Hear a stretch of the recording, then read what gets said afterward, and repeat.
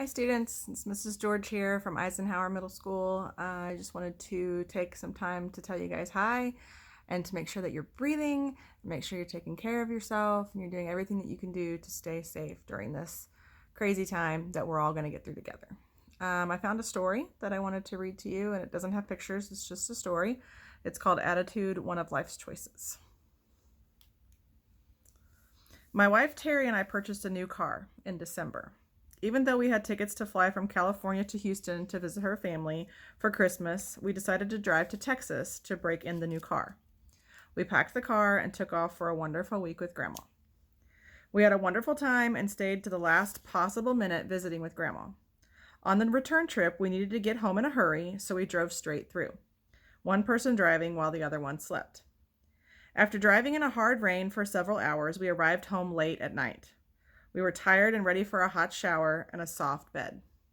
I had the feeling that no matter how tired we were, we should unpack the car that night, but all Terry wanted was the hot shower and the soft bed, so we decided to wait and unload the car in the morning. At 7 o'clock in the morning, we got up refreshed and ready to unpack the car. When we opened the front door, there was no car in the driveway. Terry and I looked at each other, looked back at the driveway, looked at each other, looked back at the driveway, and looked at each other again. Then Terry asked this wonderful question. Well, where did you park the car? Laughing, I answered, right in the driveway.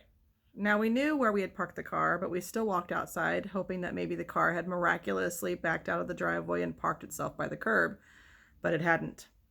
Stunned, we called the police and filed a report that supposedly activated our high-tech tracking system. To be on the safe side, I also called the tracking system company. They assured me that they had a 98% recovery rate within 2 hours. In 2 hours, I called again and asked, where's my car? We haven't found it yet, Mr. Harris, but we have a 94% recovery rate within 4 hours. 2 more hours passed. I called again and asked, where's my car? Again, they answered, we haven't found it yet, but we have an 80% recovery rate of finding it within 8 hours.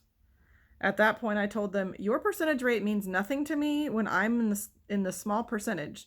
So call me when you find it. Later that day, a commercial aired on television with the automaker asking, wouldn't you like to have this car in your driveway? I responded, sure I would. I had one yesterday.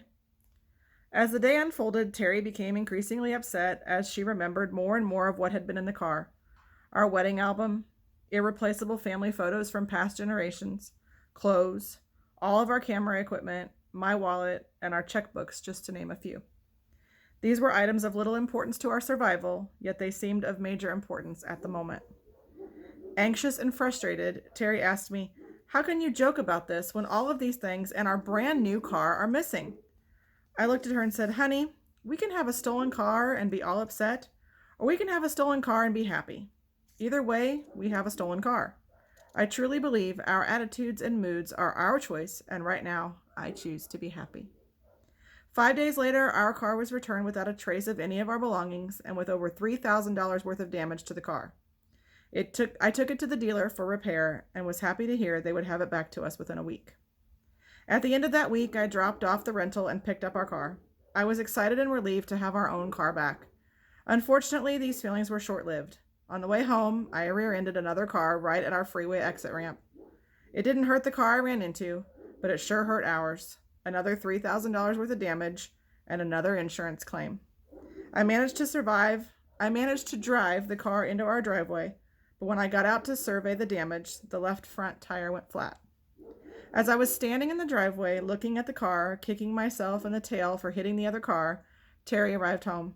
She walked up to me, looked at the car, and then at me. Seeing I was beating myself up, she put her arm around me and said, honey, we can have a wrecked car and be all upset, or we can have a wrecked car and be happy. Either way, we have a wrecked car, so let's choose to be happy. I surrendered with a hearty laugh, and we went on to have a wonderful evening together. This was written by Bob Harris.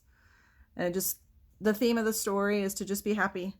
No matter what's going on, just try to find some happiness and some joy in the world and smile and laugh, because that's all you can really do. I love you guys. Miss all of you.